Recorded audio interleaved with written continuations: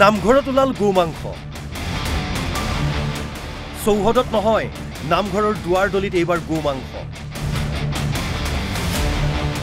তীৰ্থনগৰী হাজোত ওলাল নিষিদ্ধ মাংস খানপাৰা গ্ৰান্তৰ নামঘৰত গো মাংস উদ্ধাৰক লৈ উত্তেজনা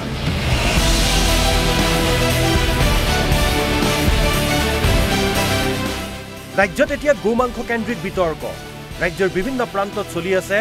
গো মাংসৰ বিৰুদ্ধে অভিযান তাৰ মাজতেই এইবাৰ নামঘৰত ওলাল নিষিদ্ধ গো মাংস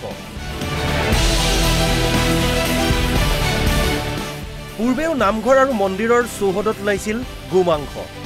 কিন্তু এইবাৰ চৌহদত নহয় নামঘৰৰ দুৱাৰ দলিতে ওলাল গো মাংস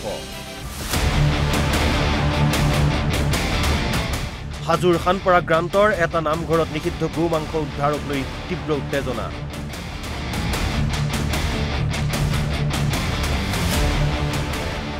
পুৱা নামঘৰ চাফা কৰিবলৈ আহি নামঘৰীয়ে প্ৰত্যক্ষ কৰে মাংসৰ টোপোলাটো লগে লগে খবৰ দিয়ে স্থানীয় লোকক ইয়াকে লৈ সৃষ্টি হয় তীব্ৰ চাঞ্চল্যৰ আজি ৰাতিপুৱা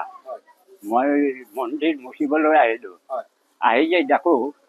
আমাৰ মন্দিৰৰ দুৱাৰমুখত এটা কিবা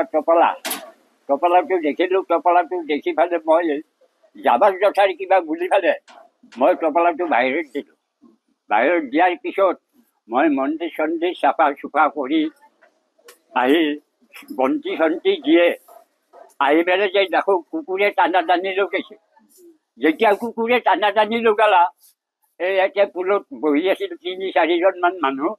বাপাহঁতক মাতি পেলাই ক'লোঁ এই বাপা এই কুকুৰে কি চাইছোঁ এই বুলি চাৱাত এই গাঁওবুঢ়াৰ নামৰ এজন ল'ৰা আৰু অপূৰ্ব আৰু আমাৰ ইয়াতে এওঁলোকে আহি পেলাই লাৰি লাৰি চাই কৈছি যে এই নিষিদ্ধ মাংস নিষিদ্ধ মাংস ক'ৰ পাই আহিলে স্থানীয় লোকে ক'লে সৰুৰ পৰা ডাঙৰ হৈ বুঢ়া হ'লো কিন্তু আজি পৰ্যন্ত এনে ঘটনা ঘটা নাছিল যিয়ে এই কাণ্ড কৰিছে সেই দুষ্ট চক্ৰক শীঘ্ৰেই গ্ৰেপ্তাৰ কৰি উচিত শাস্তি দিব লাগে আজি ইমান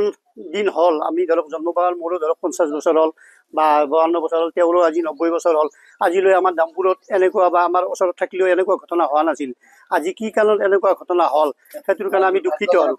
দুৰ্ভাগ্যজনক ঘটনা আৰু এইটো হোৱাৰ কাৰণে আমি দুখিত হওঁ আৰু আমি ধৰক এতিয়া যিহেতু কোনে কি কৰিছে আমিতো নাজানো কিন্তু যাতে এনেকুৱা হ'ব নালাগে শুৱালকুছিৰ পৰা কনুজ বৈশ্যৰ ৰিপৰ্ট NB নিউজ